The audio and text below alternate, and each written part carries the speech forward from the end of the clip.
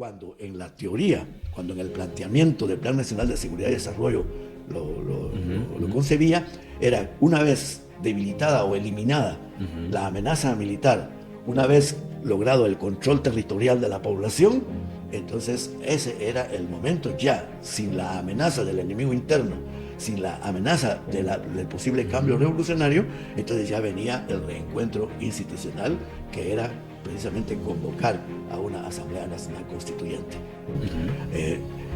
Cuando es invitada la UNG a participar como invitada y da su discurso al dirigente que ahí participa, ahí fue la primera vez que yo escucho una visión muy flexible de parte de nuestra dirigencia, donde dice, si las pretensiones de Vinicio Cerezo es efectivamente transitar hacia la democracia, no seremos nosotros un obstáculo para ese proceso, siempre que sea un proceso auténtico y no sea una pantalla, una maniobra. Siempre que se superara la visión de democracia tutelada, que era la visión de las Fuerzas Armadas y las élites empresariales. Fíjate, dado el racismo prevaleciente en el país, es un tema que asustó mucho a los sectores mestizos y a los sectores urbanos. Pero el resultado del proceso de negociación de los acuerdos de paz, sí creo yo que produjo una posible contribución a que esa constitución, que había sido concebida como parte de un plan contrainsurgente, que había sido concretada no exactamente en función de esa visión contrainsurgente originaria, por todo lo que hemos referido, que esa constitución ya se encaminara cada vez más a ser un pacto social y no el producto de una política contrainsurgente. Y el hecho de haber incluido, si se hubiera logrado, los elementos que se planteaban en los acuerdos de paz como reformas constitucionales, y si hubiera ganado, eso hubiera fortalecido sustancialmente la naturaleza de una constitución que es un pacto social. En el mundo creo que sí ya hay una, por lo menos en ciertas élites, y eso incluye élites progresistas, pero también élites tradicionales, que entienden la necesidad de hacer una reforma judicial, como te decía, para fortalecer el sentido republicano de la democracia guatemalteca, y también el sistema electoral y de partidos políticos, para que la política y los partidos sean realmente los que medien entre las necesidades de la sociedad y el ejercicio del poder político. La perversión que sufre el sistema de partidos políticos tiene que ser superada, y eso requiere una reforma al sistema electoral de partidos políticos, cuyo contenido sería largo discutir acá. Pero no hay que separarlos, las tres cosas. Una reforma al sistema electoral sin una reforma judicial no es pensable.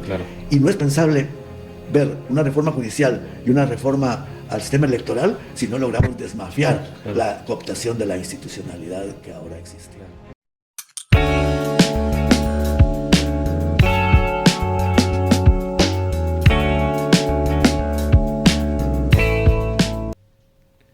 bienvenidos a Otra Perspectiva Podcast. El día de hoy estamos continuando con estos episodios de esta serie que hemos venido desarrollando sobre los 40 años de la Constitución Política de la República de Guatemala y cómo se encuentra el país a 40 años de la aprobación de este texto constitucional.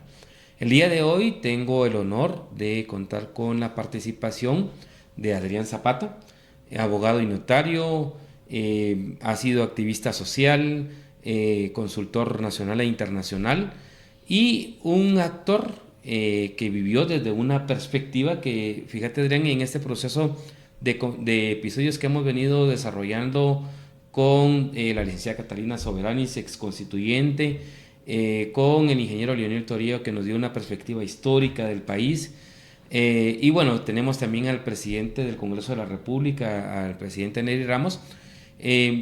Una visión de ambos han coincidido de un sector que algunos determinan que no tuvo una participación activa en ese proceso constituyente, que fue la izquierda.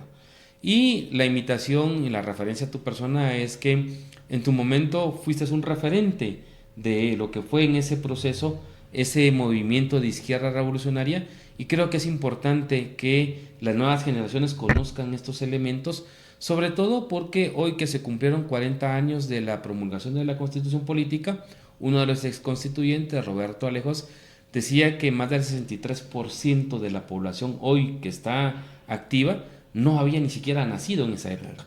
Entonces, por lo tanto, Se desconocen muchas circunstancias que se lucharon en ese momento. Algunos defienden de qué fue lo que obtuvo la Constitución, otros cuestionan cuál fue el contenido de la Constitución, pero en particular, más allá de eso, también tenemos un desafío de qué viene hacia los próximos 25 o 30 años. Entonces, sobre ese aspecto es que vamos a conversar con Adrián Zapata. Adrián, te agradezco por tu tiempo, por tu disposición.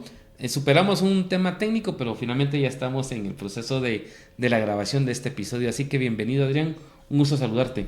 Bueno, muchísimas gracias. Es un gusto y un honor estar aquí contigo y felicitaciones por estar haciendo este trabajo en relación a un tema tan importante como es la Constitución Política de la República. Ok, correcto. Gracias, Adrián.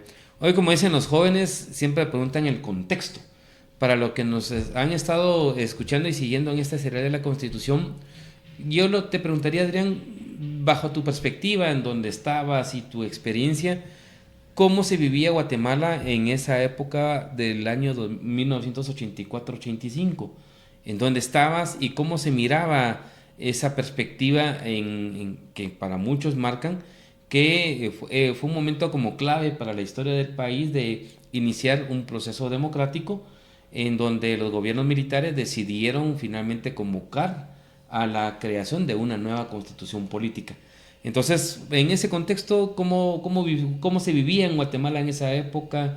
¿Cómo estaba a nivel del conflicto armado? ¿Vos en dónde estabas? Contanos un poco para tener ese contexto histórico. Muy bien. Bueno, yo fui militante del movimiento revolucionario por muchos años. Primero de las FARC, una de las 4 organizaciones que integró la URNG, y luego, pues, cuando se integra este frente de organizaciones revolucionarias, pues nosotros pasamos a formar parte de él. Entonces, en este periodo de los años 80, yo efectivamente era militante de las Fuerzas Armadas Rebeldes, ya eso era básicamente lo que yo hacía en ese periodo. Y el momento del conflicto armado a esos años, ¿cómo estábamos? Porque hay una serie de etapas históricas, ¿verdad? 36 años. Entiendo, la historia nos lo marca, los finales de los 70, 80, mucha represión, no solamente en el área rural, sino también en la parte de la ciudad, con muchos intelectuales que de una u otra manera, por ejemplo, doña Catalina lo reconocía, ¿verdad? Hubieron gente de mucho talante que si hubiera estado viva, hubiera sido tal vez de repente otra dinámica en ese proceso constituyente, pero ¿cómo estaba en ese momento el fragor de ese conflicto armado en esa época? Bueno, yo creo que la respuesta a esa pregunta tiene que darse en un marco de comprensión de lo que estaba pasando en la coyuntura regional, en la coyuntura internacional. Esos eran los años en que en América Latina y en este caso particularmente en Centroamérica, pues los movimientos revolucionarios estaban presentes, había una convulsión social, política, militar. El Frente Sandinista había triunfado en Nicaragua, y estaba en el ejercicio del poder. En El Salvador el movimiento armado, el FMLN, también avanzaba sustancialmente, y en Guatemala había una presencia muy significativa del movimiento revolucionario. Entonces yo creo que sí hay que ubicar que en este periodo hay una coyuntura revolucionaria en Centroamérica, y eso pues preocupaba por supuesto no solo a los sectores dominantes de este país, los tradicionales, sino que también al poder hegemónico en esta región, que era los Estados Unidos. Es decir, entonces era un momento de definiciones, qué iba a pasar con Centroamérica, si efectivamente esa convulsión social y política iba a tener en definitiva un desenlace revolucionario, o si se podía llegar a un acuerdo, a una dinámica política que posibilitara firmar un acuerdo y terminar la guerra de esa manera. Creo que si no se comprende este contexto, es difícil entender lo que estaba pasando en Guatemala, porque no fue una situación aislada. Claro. Se dio en ese contexto de auge del movimiento revolucionario armado en Centroamérica, y la decisión de los Estados Unidos de parar ese proceso, y la angustia de las clases hegemónicas en este país, porque efectivamente se atajara el proceso de auge revolucionario y la posibilidad de avance del movimiento revolucionario en Guatemala. En Guatemala. ¿Y el ánimo de la población cómo estaba? Porque de igual manera, en esta dinámica del contexto regional que estableces, también había represión. Y digamos, veníamos un poco de golpes muy fuertes de lo que se conoce, y ahí está la Comisión de Esclarecimiento Histórico para los que no les gusta, pero marcaba que hubo política de tierra arrasada. Hubieron comunidades completamente que fueron golpeadas por el ejército en el interior del país. ¿Cómo estaba el ánimo de la población organizada, no organizada, en ese momento, Adrián? Bueno, hay que recordar que el golpe de Estado en contra de Lucas García se da precisamente en el año de 1982. Hay una sublevación del ejército en contra del presidente, el general Lucas García, y eso responde a lo que yo te refería. Una conciencia en el ejército de que la guerra estaba avanzando al punto en que podría ya volverse incontrolable militarmente para el ejército de Guatemala, la angustia de los sectores hegemónicos. Entonces, hasta antes de este año del golpe, lo que había habido básicamente era una represión hacia la dirigencia social y política. Cuántos líderes, cuántos profesores universitarios, etcétera, no fueron asesinados, estudiantes en ese periodo. Pero allí es donde el ejército de Guatemala, obviamente en relación directa con los sectores hegemónicos nacionales y con los Estados Unidos, pues da ese golpe de Estado, y a partir de ahí la decisión es cortar en Guatemala el avance del movimiento revolucionario, y particularmente la relación tan estrecha que se había construido entre la guerrilla guatemalteca y la población en las áreas donde el movimiento revolucionario tenía presencia. Y sobre esa coyuntura que marcás, y ya entrando, digamos, al proceso constituyente, ¿cuál fue la lectura que la izquierda observaba de la decisión de los gobiernos militares? Porque, bueno, está Ríos Montt, luego viene también, sufre un golpe de Estado, asume el mando el general Mejía Víctores, y a partir de ahí es que se inicia este proceso de convocatoria de esta constituyente, que como lo marcas en el contexto a como lo estás refiriendo, pues obviamente ya habían como algunas decisiones que querían de una u otra manera determinar cómo concluía este conflicto, cómo lograban reducir la posibilidad de que hubiera una revolución y pudieran gobernar Guatemala. Pero desde esa lógica, para muchos sorprendió que el ejército convocara a elecciones. ¿Cuál fue la lectura que la izquierda le dio a ese proceso de elecciones para la constituyente y que derivó luego en elecciones en 1985? Bueno, la lectura no es la nuestra. Yo creo que es la lectura que uno hace del Plan Nacional de Seguridad y Desarrollo, que fue el documento que produjo la Junta de Gobierno que asumió el poder tras el golpe de Estado, encabezada por el general Mejía Víctores. Ok, sí, pues es con el general Mejía Víctores quien establece este plan. Perdón, encabezada por Efraín Ríos Montt. Okay. Es la Junta Militar. En el momento en que asume la Junta Militar, creo yo que haber sido aproximadamente el 5 de abril de 1982, presentan el Plan Nacional de Seguridad y Desarrollo. Okay. Y ese Plan Nacional de Seguridad y Desarrollo está claro, yo acá lo tengo conmigo. Y el propósito era cortar el avance de la guerrilla en Guatemala, separando a la guerrilla de la población, porque era fundamental. Yo me recuerdo incluso que uno de los integrantes de la Junta de Gobierno decía, parafraseando a Mao Zedong, solo que al revés, que Mao decía que para la guerrilla es como un pez y el agua es el pueblo. Entonces decía este militar, miembro de la Junta de Gobierno, que lo que había que hacer era entonces quitarle el agua al pez. O sea, correcto, quitarle el pueblo a la guerrilla. Correcto. Entonces la visión de ese Plan Nacional de Seguridad y Desarrollo es muy integral y comienza por una visión de separar al pueblo de la guerrilla. Y por eso es que en su primera etapa este Plan Nacional de Seguridad y Desarrollo es básicamente de confrontación militar hacia el movimiento revolucionario y fundamentalmente para separar a la población de la guerrilla.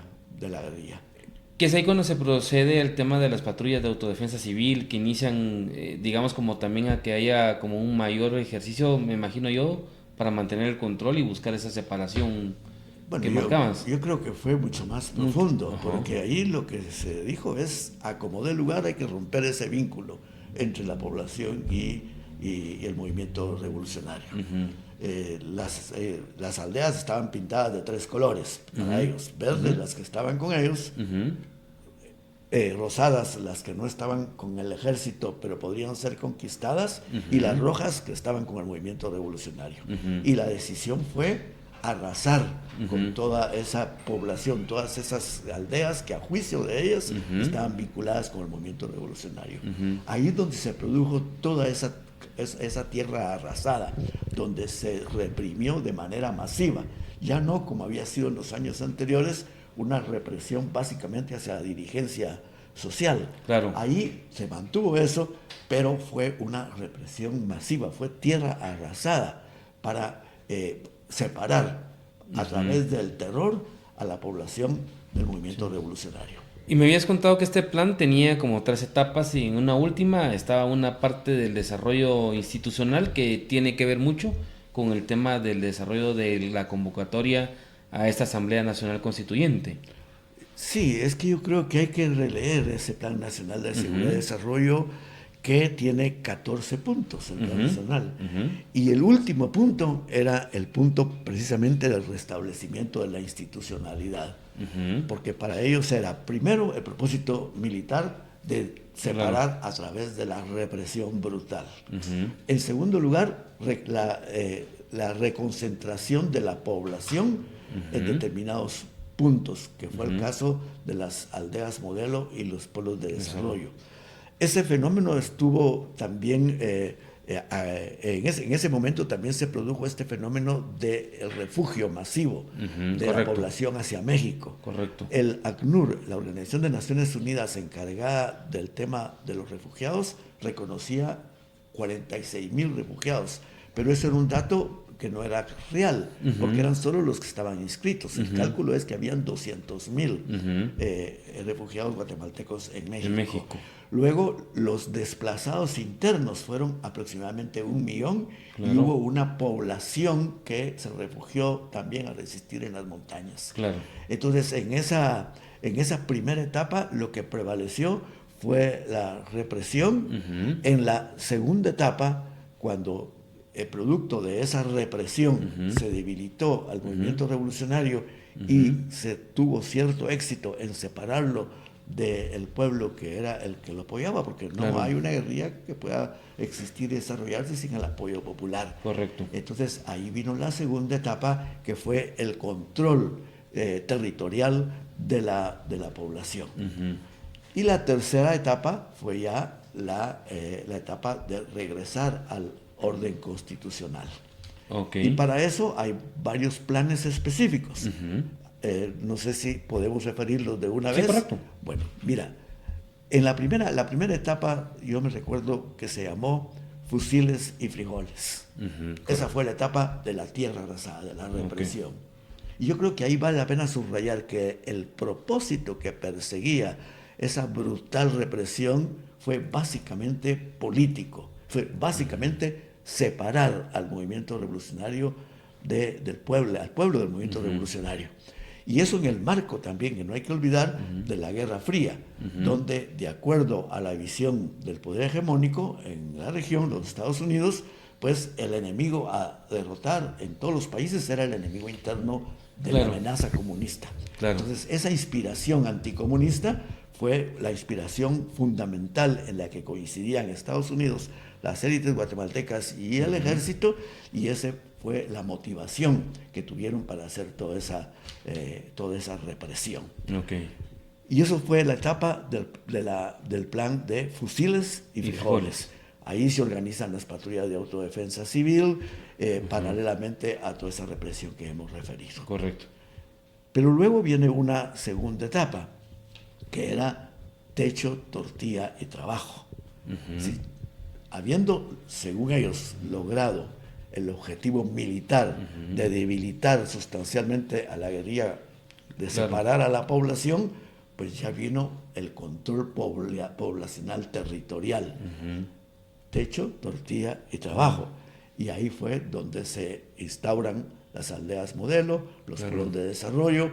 Esa fue la segunda etapa. Y la última etapa, cuando en la teoría, cuando en el planteamiento del Plan Nacional de Seguridad y Desarrollo lo concebía, era una vez debilitada o eliminada la amenaza militar, una vez logrado el control territorial de la población, entonces ese era el momento ya, sin la amenaza del enemigo interno, sin la amenaza del posible cambio revolucionario, entonces ya venía el reencuentro institucional, que era precisamente convocar a una Asamblea Nacional Constituyente. El ejército en ese periodo, primero fue la Junta de Gobierno, encabezada por Ríos Montt, y luego ya fue desplazada la Junta por Ríos Montt, y después se da el golpe de Mejía Víctores. Pero todo eso en el marco del Plan Nacional de Seguridad y Desarrollo, y es así como se desemboca en la última etapa, que es el reencuentro. Que básicamente era como regresar a una normalidad democrática, y que también hay que entender, en el contexto entiendo yo, que Guatemala estaba aislada internacionalmente, y el hecho de regresar en la lógica de una democracia tenía un plus, digamos, regresar a una normalidad del resto de los países que tenía el contexto mundial. Sí, pero es que en esencia el Plan Nacional de Seguridad y Desarrollo era un plan contrainsurgente. Y el reencuentro institucional, ese que venía como la tercera etapa, era el último paso de ese plan contrainsurgente. O sea, la iniciativa de volver a la institucionalidad estaba prevista desde el principio, era parte de la estrategia contrainsurgente. Sobre las masacres, sobre la represión, sobre la supuesta eliminación del movimiento revolucionario, sobre el control territorial de la población, entonces ya habían las condiciones de paz, entre comillas, para poder pensar en regresar, por lo menos formalmente, a un marco constitucional. Sí. Ahí me surgen dos preguntas, Darían. Una es, bajo esa dinámica que estás comentando, en ningún momento URNG pensó participar, por ejemplo, al proceso de constituyente, o impulsar o respaldar a algunas personas que pudieran defender algunos temas o algunas tesis que se pudieran marcar en ese texto constitucional. Es que nosotros estábamos claros en la lectura del que no plan. era claro. Sí, eso no fue producto de un acuerdo nacional, sino que fue la última etapa de un plan contrainsurgente. Que una constitución política es un contrato social, ¿verdad? Que en donde hay acuerdos de los diferentes grupos, espacios y élites, que en este caso, como lo estás comentando, simplemente era una decisión de un sector nada más, buscando marcar normalidad. Un plan contrainsurgente, claro. De reconstruir una formalidad democrática a partir de haber eliminado la amenaza revolucionaria. Claro. Es decir, es una parte final construida sobre la base de las cenizas que dejó la represión brutal que se hizo en el país. Ese era el esquema teórico, claro. Pero realmente pues no todo sale como está planificado. Y afortunadamente creo yo que ese Plan Nacional de Seguridad y Desarrollo, donde finalizaba con la vuelta a la institucionalidad, pues tuvo cambios en su proceso. Pero cuando tú me preguntas, ¿y ustedes pensaban en participar de alguna manera en ese proceso? Pues nosotros estábamos claros que era la parte final del plan contrainsurgente. Claro. Pero tampoco teníamos una mentalidad absolutamente esquemática de que entonces ese plan necesariamente iba a tener ese resultado. Las cosas no resultan siempre como se planifican. Y entonces, efectivamente, lo que sucedió ya al convocar la Asamblea Nacional Constituyente y al empezar a funcionar la Asamblea Nacional Constituyente produjo como resultado la constitución política que nosotros tenemos, pero no había ninguna condición en ese momento para que URNG, que estábamos en medio del conflicto armado, no pudiera tener alguna posibilidad directa o indirecta de participar en ese proceso. Sí. No, yo te decía un poco esta parte porque, como decís, al final también, aunque no es el objetivo del episodio, pero en el repaso de las disposiciones jurídicas que se marcaron en la Constitución Política, hubieron algunos segmentos que marcaron posiciones que no necesariamente esperaban, digamos, los sectores tradicionales, empresariales o militares, ¿verdad? Frases como, por ejemplo, medios de producción, la política de justicia social, el tema del equilibrio entre la naturaleza de que privilegiaran el interés colectivo y no el individual, ¿verdad? De una u otra manera, que se le da como algún referente de que había alguna incidencia, digamos, social en ese texto constitucional frente a un escenario tutelado por el ejército, ¿verdad? Entonces, como te digo, que fueron como esos matices, ¿verdad? Que marcaron o dieron o daban esa lectura, pero como te digo, y algunos que han estado en el proceso de los episodios han comentado, ¿verdad? Decían es que la URNG no participó, pero también es un poco el tema de no entender ese contexto del que estás hablando, ¿verdad? Obviamente el URNG no iba a estar en esta lógica de participar viendo esta dinámica que se traía de un plan ya orquestado por parte del ejército, de los grupos empresariales y Estados Unidos. Pero por eso era el tema de la pregunta, ¿verdad? Porque al final el resultado sí te dio algunas luces en la parte ya del texto constitucional, que fue de avanzada para algunos que se considera, y hoy 40 años, a lo que hubo en ese momento. Sí, es que el proceso no incluía, no prevía ninguna posibilidad de participación de las fuerzas revolucionarias, porque se suponía que era la etapa final después de haber acabado militarmente con la guerrilla y después de haber hecho un control territorial de la población. Ahora, yo creo que la composición de la Asamblea Nacional Constituyente e incluso el resultado de las primeras elecciones posteriores a la Constitución no fue exactamente el previsto en ese plan contrainsurgente.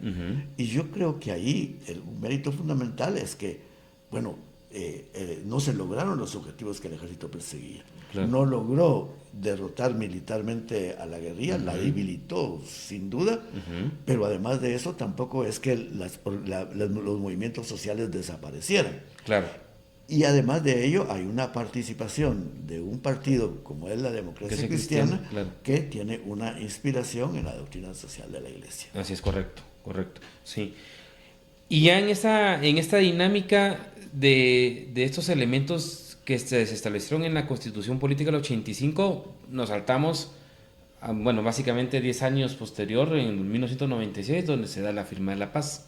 En el proceso de la negociación de los acuerdos de paz, de una u otra manera también se estableció algunos compromisos que sí tenía que reformarse esa Constitución. ¿Qué elementos diferenciadores son los que se marcan a 10 años posterior en este proceso de la firma de los acuerdos de paz que tenía que reformarse en el texto constitucional? Sí, pero permíteme decirte algo. No solo la composición político-ideológica de la Asamblea Nacional Constituyente incluyó por resultado electoral la participación y el rol que jugó la Democracia Cristiana, y que además te recuerdas que la primera elección que ganó Vinicio Cerezo pues la ganó mayoritariamente. Claro, es correcto. Y yo me recuerdo que Vinicio Cerezo, al tomar posesión, él declaró la posibilidad de abrir negociaciones con el movimiento revolucionario. Claro. O sea, ese discurso del gobierno era un reconocimiento de que todo el plan nacional de seguridad y desarrollo, toda la visión contrainsurgente, cuya última fase era el reencuentro institucional, no había tenido el resultado perseguido. Claro. Porque el llamado o la posibilidad que plantea Vinicio Cerezo al tomar posesión de que haya una negociación con el movimiento revolucionario. Claro. O sea, el movimiento revolucionario estaba presente, era un actor también en el escenario desde el marco del conflicto armado. Correcto. Sí. Y ahí la respuesta inmediata que dio URNG, y yo me recuerdo que en el segundo congreso del Partido Comunista Cubano,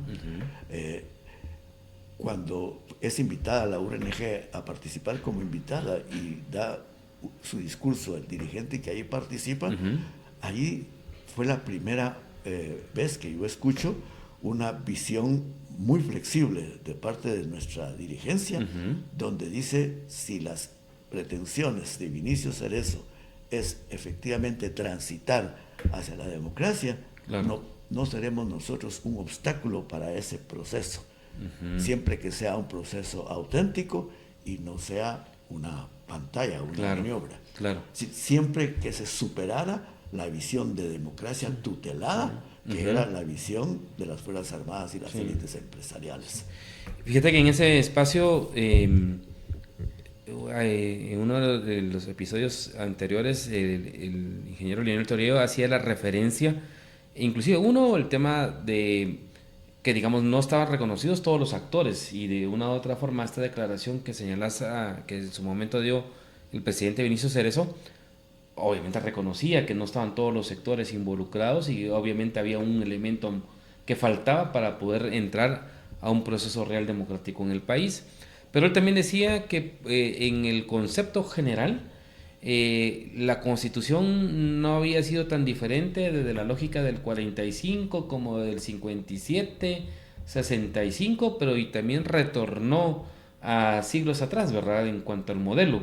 Y que eso de una u otra manera señalaba que es como una ausencia que todavía hasta el día de hoy se marca, ¿verdad?, de que efectivamente fueron ciertos sectores nada más los que intentaron como tener el control de esa institucionalidad y no reconocer parte, digamos, de lo que derivó el conflicto armado en cuanto a la articulación de la configuración del Estado y obviamente de las políticas que tiene que tener el Estado guatemalteco, ¿verdad? Un poquito para reafirmar este elemento que estás contemplando con el tema de Vinicio Cerezo. Pero yo te vuelvo a preguntar entonces, en esta dinámica hacia el 96, con el tema de los acuerdos de paz, ¿cuáles eran esos elementos diferenciadores que se planteaban tenía que tener el texto constitucional? Bueno, nosotros cuando hace el llamado Vinicio Cerezo y nosotros contestamos en términos amplios, la lógica al principio que se planteó por parte del gobierno y del ejército fue una negociación para terminar el conflicto armado. Sí, eso significaba abordar temas como cese al fuego, como desmovilización, reincorporación de la URNG a la sociedad e incorporación a la legalidad. Nosotros ese planteamiento de esa manera no lo aceptamos, porque nosotros dijimos hay que negociar dos tipos de temas, los temas operativos y los temas sustantivos. Los temas sustantivos es negociar posibles causas para resolver las problemáticas estructurales que dieron origen al conflicto armado. Y los temas operativos ya son los que ellos estaban interesados en discutir únicamente, que eran los temas del fin de la guerra como fenómeno militar. Pero nosotros dividimos la negociación en esas dos partes. Y es más, dijimos los temas operativos se van a discutir al final del proceso. Primero discutamos la parte sustantiva. Los temas sustantivos. Y déjame decirte que la sociedad, el movimiento social, las organizaciones sociales e incluso las iglesias coincidían con ese planteamiento de que la negociación tenía que ser una negociación sobre las causas estructurales que habían provocado el conflicto armado. Y esa fue la lógica que finalmente y afortunadamente prevaleció, claro, en los acuerdos. Sí. Y primero temas sustantivos, temas operativos, y luego también cómo se hacía para que los acuerdos logrados tuvieran un sustento legal del más alto nivel. Y por eso fue que se acordaron ahí un número limitado de reformas constitucionales que le dieran ese sustento de nivel constitucional a los aspectos esenciales que se acordaron en la discusión de los temas sustantivos. O sea, ahí sí ya esas reformas que se plantearon producto de los acuerdos de paz, que eran muy limitadas, eso sí ya creo yo que ampliaba el sentido de pacto social que debe ser la característica de una constitución política. Claro.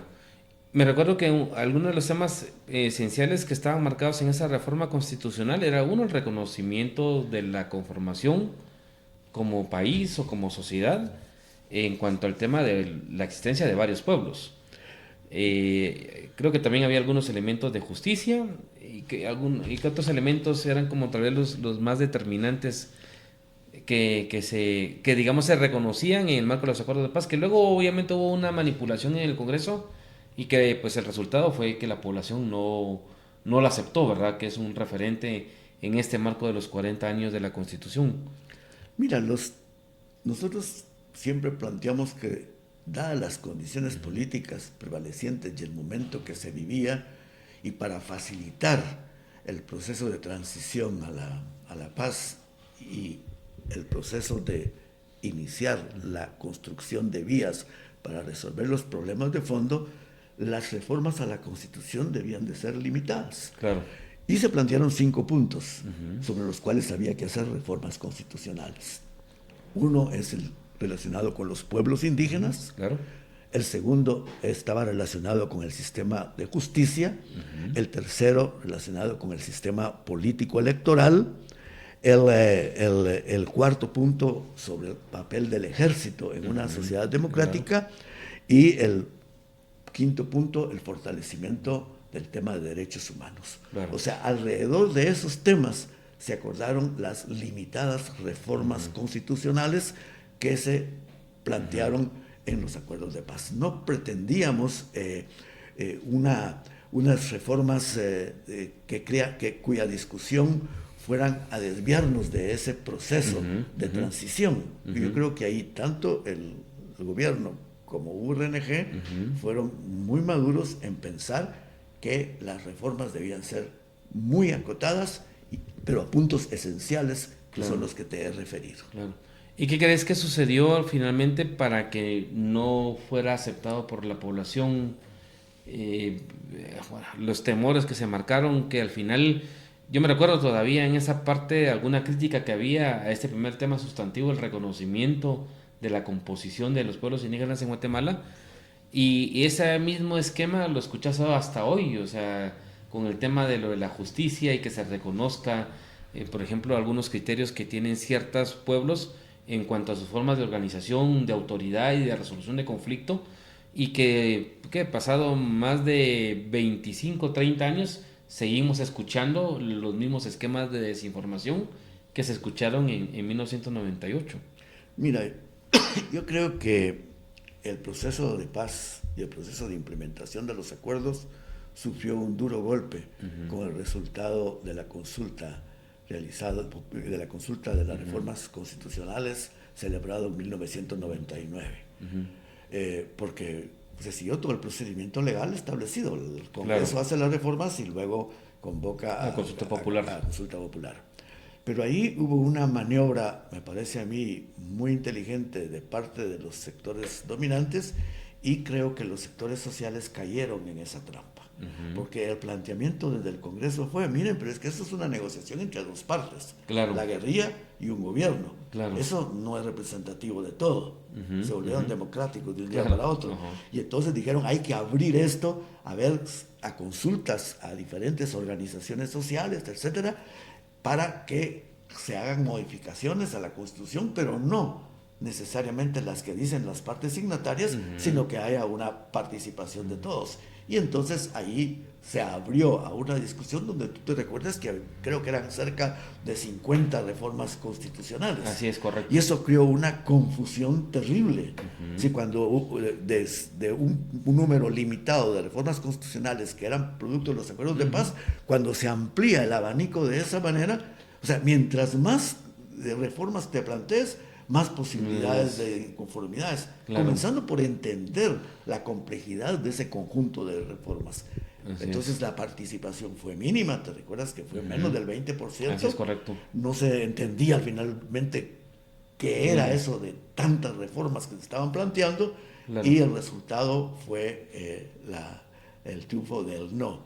Y recuérdate también que esto es muy importante, cuando uno veía el mapa donde había ganado el sí, había ganado el no ganó fundamentalmente en los sectores urbanos. Así es. Y el sí en los sectores rurales. Claro. Porque el tema de los pueblos indígenas, dado el racismo prevaleciente en el país, es un tema que asustó mucho a los sectores mestizos y a los sectores urbanos. Claro.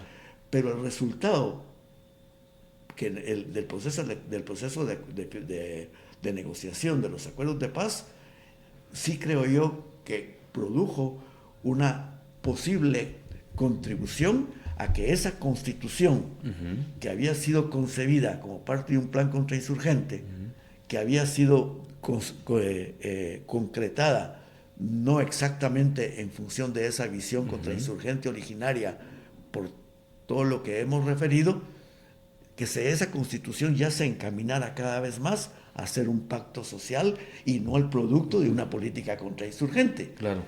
Y el hecho de haber incluido, si se hubiera logrado, los elementos que se planteaban en los acuerdos de paz como reformas constitucionales, y si hubiera ganado, eso hubiera fortalecido sustancialmente la naturaleza de una constitución que es un pacto social. Claro, claro. Y digamos, y haciendo saltos en función del tema del tiempo, uno de los elementos que ha quedado como permanente en la lógica de esta reforma constitucional derivada de los acuerdos de paz fue el tema del sector justicia y el tema electoral, que ahí es donde, digamos, han sido como los dos temas que han marcado siempre una fuerza predominante en cuanto al tema de reformas a la constitución política. Pero de cara ya, digamos, revisando, como te digo, ¿qué? 99 hacia 2025, casi 26, 27 años a esa fecha. Y viéndolo a futuro, en este marco de los 40 años hacia futuro, en donde, como te digo, hay algunos elementos que se mantienen todavía de duda, de temor, por parte de algunos sectores ya muy de derecha, muy conservadores, pero por el otro lado tenemos un país que está cambiando, y está cambiando de cara a los 25, al 2050, 2070, en un proceso de envejecimiento, en un proceso donde tu bono demográfico se te está reduciendo y te vas a convertir con un segmento 25 años población más grande, de 60 años en arriba. Tenemos un sector ya de niños que emigraron y que ya no están en Guatemala. Y eso de una otra manera va a generar complicaciones, porque no hemos resuelto inclusive problemas históricos que se marcaron en esta negociación sustantiva de los acuerdos de paz. El caso es la desnutrición, ¿no? O sea, más del 47% de los niños de 0 a 5 años están con casos de desnutrición, y pasan gobiernos y no avanzan, y más bien se acrecenta la problemática. Estamos en la transición hacia una sociedad de más viejos, con enfermedades y etcétera, en otras componentes más. En esa dinámica de país, y en donde, por ejemplo, todavía el decir si somos un país no multicultural, sino que un país en donde hay una riqueza de pueblos que tienen distintos niveles de organización, causa temor. Desafíos que hay también al tema hoy de justicia más amplios, la cooptación de cómo se da la elección de los jueces, los magistrados, el tema del sistema de partidos políticos, que de igual manera hay todavía un debate en cuanto a que se abrís o no las listas para los candidatos a diputados, se abrís o no los distritos para que haya mayor legitimidad, el tema de la organización social en la parte de la participación, que en su momento se defendió mucho en la constitución de los consejos de desarrollo, pero que también hay cuestionamientos en cuanto a cómo grupos organizados pueden contribuir a que realmente hayan políticas de Estado, que hablábamos previo a este episodio, que es lo que no hay, ¿verdad? Que es lo que debería de existir, por ejemplo. En ese contexto global, Adrián, ¿cuáles crees que son los desafíos que tienen las próximas generaciones de reformar la Constitución, actualizar la Constitución, o realmente construir un pacto social verdadero que implicaría refundar a través de un nuevo proceso constituyente? ¿Cuál es tu perspectiva frente a este escenario de cara a lo que viene para las próximas generaciones? Pues yo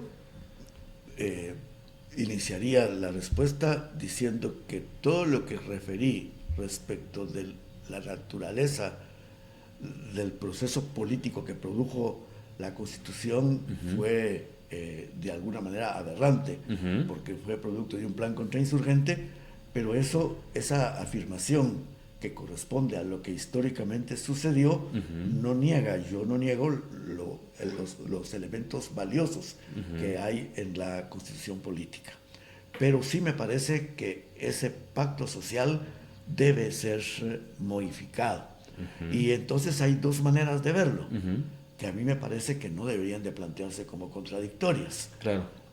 Una es entender problemas más de fondo en un Estado como el guatemalteco. Claro. Es decir, en este país, y eso lo reconocen los acuerdos de paz,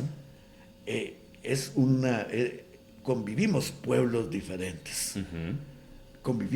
hay diferentes nacionalidades, y ese es un tema que causa mucho, no temor, causa casi terror, claro, porque no se entiende la diferencia que hay entre Estado y nación. Hay una negativa a reconocer la pluralidad de naciones que hay en Guatemala, porque se cree que cuando se reivindica la plurinacionalidad se estaría afectando la unidad del Estado. Claro. Y son dos conceptos diferentes, claro, vinculados pero diferentes. Claro. El concepto de nación es un concepto social y cultural. Y aquí convivimos pueblos con culturas diferentes, idiomas, creencias, costumbres. Tipos de organización inclusive. Y tipos de organización, visiones del mundo y de la vida distintas. Claro. Es decir, no se puede tapar el sol con un dedo, no es el mismo, no es la misma visión la que tenemos los mestizos de la que tienen los pueblos indígenas. Claro. Entonces, un Estado debe ser la expresión de una realidad nacional. Y si la realidad nacional nuestra es plurinacional, el Estado, para que sea unificador, debería de reconocer esa identidad plurinacional y los derechos que se derivan de ese reconocimiento. Claro.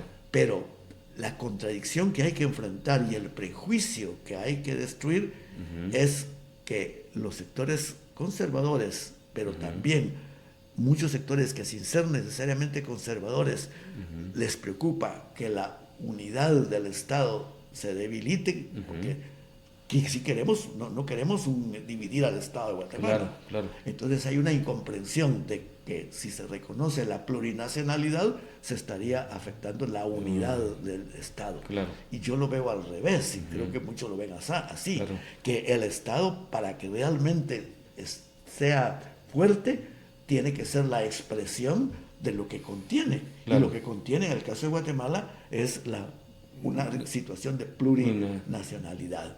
Ese es el tema que a mí me parece más de fondo, que no está incluido ni siquiera en los acuerdos de paz, porque ahí se reconoce la pluriculturalidad, pero no la plurinacionalidad. Creo que esa es una visión más avanzada de los acuerdos de paz, y creo que es el camino para lograr realmente un Estado unido.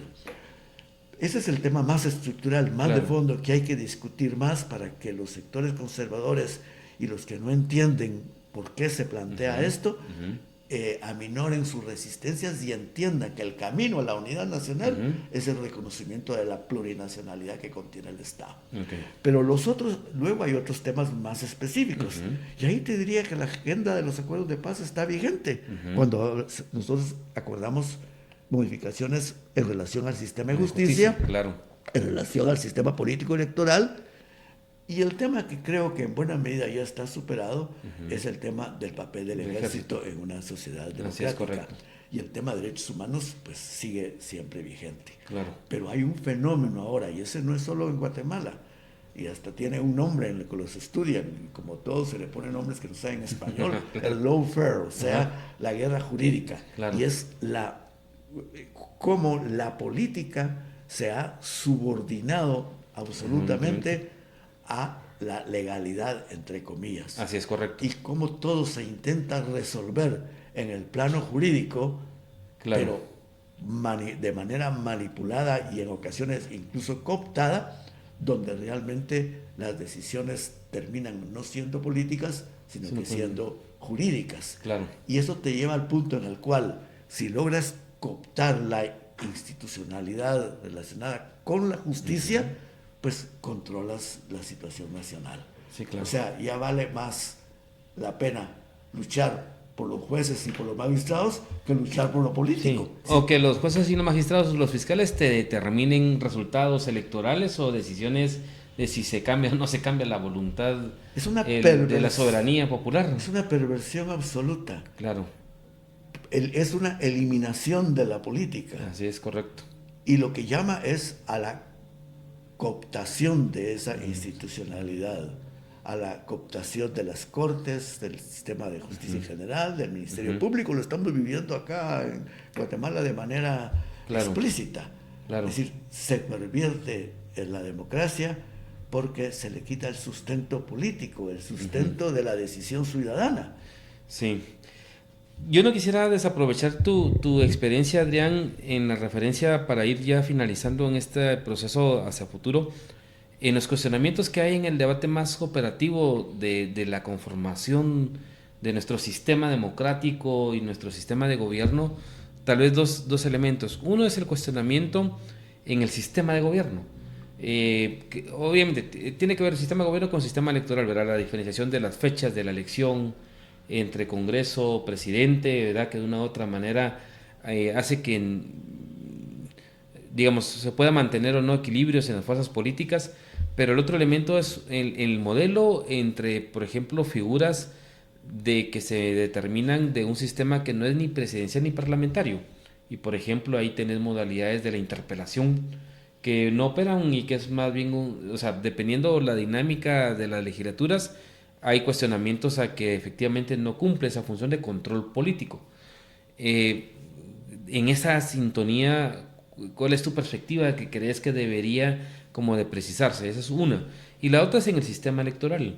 El tema de la legitimidad o no de quienes llegan, en este caso al Congreso de la República.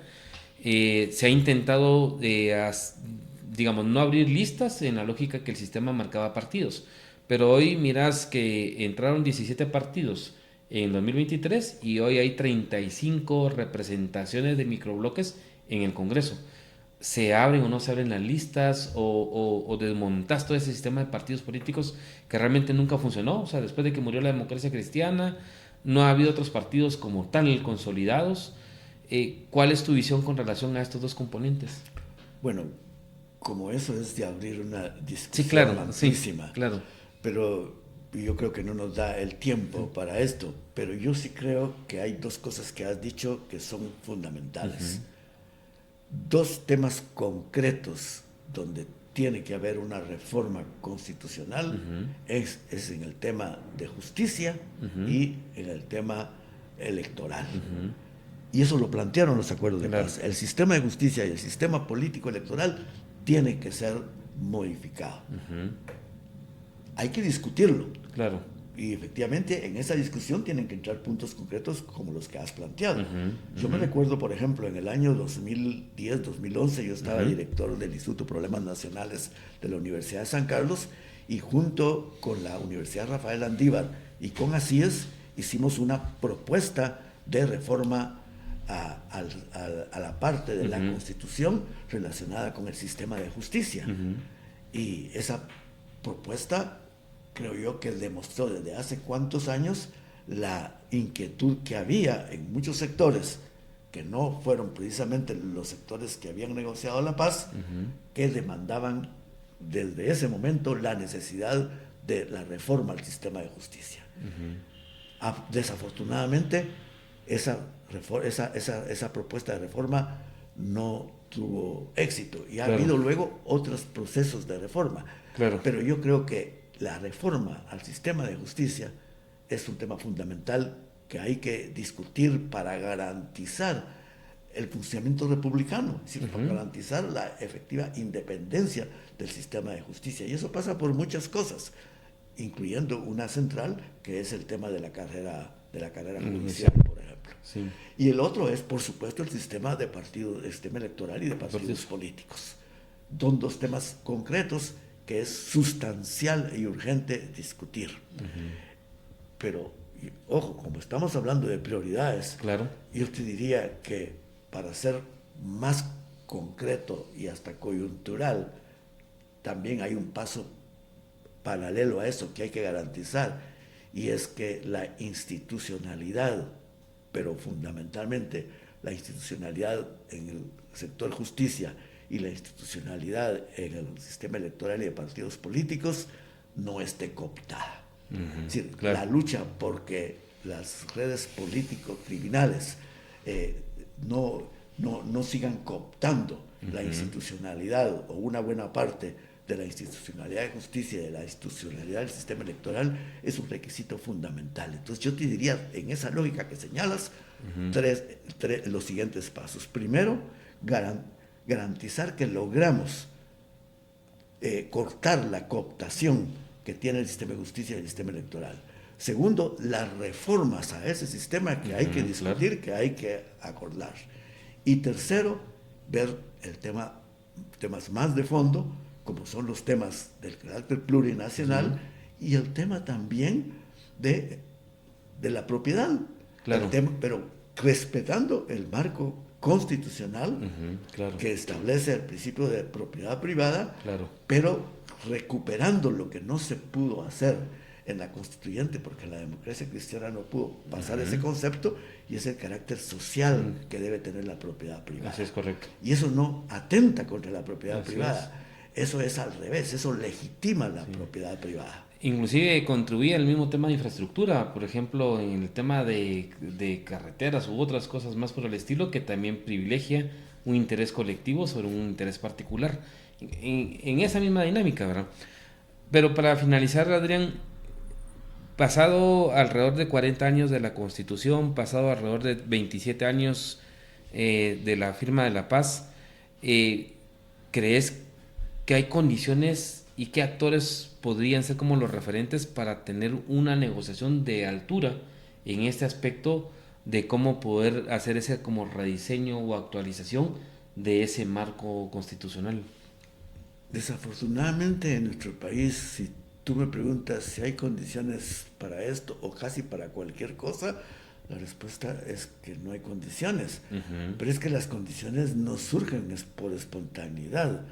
El reto es construir las condiciones sociales y políticas que posibiliten hacer eso. Correcto. Y ese proceso pasa, como te decía, pongamos los pies sobre la tierra. Desmafiemos. Claro. Expulsemos a las redes político-criminales que han cooptado una buena parte del sistema de justicia y que han cooptado una parte también del sistema electoral. Crear condiciones pasa por eso. Segundo, creo que sí ya hay por lo menos en ciertas élites, Claro.